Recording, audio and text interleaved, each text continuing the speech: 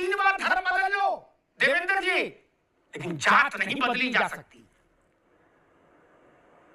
ये भारत का लोक जीवन है, इसमें शर्मिंदगी क्या की? देवेंद्र जी आपसे सवाल वही है, हड़बड़ी में गड़बड़ी हो गई।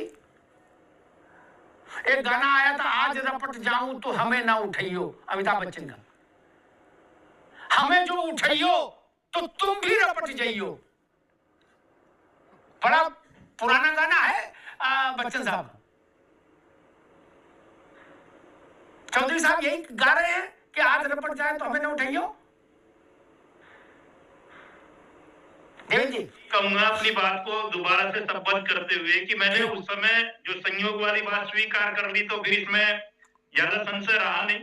चूक अगर हो जाती है तो उसमें सुधार की जो गुंजाइश होती है, जो प्रयास होता है, वो वहीं से शुरू हो जाए। तो मैं एक चीज और आपको डंके की चोट पर कह रहा हूँ कि चूक अगर हमसे हुई है तो इतना दम हमारी पार्टी में, अहंकार की बात नहीं है मेरी, ये समर्पण भाव से है कि हम उस चूक को ठीक कर दें। और दूसरी चीज हम ये कहते हैं सर कि ये अलग हट के बात है। अब मैं बैठा हूं यहाँ, मेरी भावना जाकी रहे, भावना जैसी प्रभु मुहूर्त देखी तीन तैसी।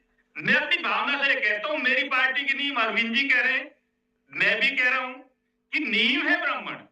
और मैं ये कहता हूँ कि मैं थोड़ा आध्यात्मिक व्यक्ति हूँ, इसलिए मुझे कोई बोलने में कोई हिचक नहीं है। अगर मैं किसी और पार्टी में भी होता तब भी मैं अपने अध्यात्म को जिंदा रखता।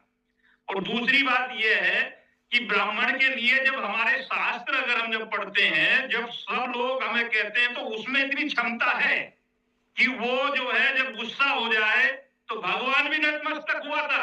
ये मुझे अमिताभ सर आपको बताने की जरूरत नहीं है, आपसे ज्यादा कोई नहीं जानता। अब जब समर्पण हो जाए तो उसने सब कुछ भी समर्पण कर दिया था।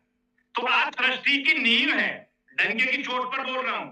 खुशी होने की जरूरत नहीं है, विपक्ष को एक छोटा सा मौका दिया है। वो मौका चूक से मिला हो, संयोग से मिला हो, वो जाने, उस पर मैं नहीं जाना चाहता।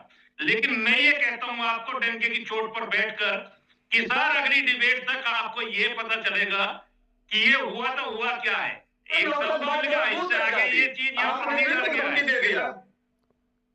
नहीं, धमकी आपको ही तो लग रहा है, धमकी नहीं है धर्मेंद्र जी, ये तरीका है काम करने का, ये आपको धमकी लग रही है।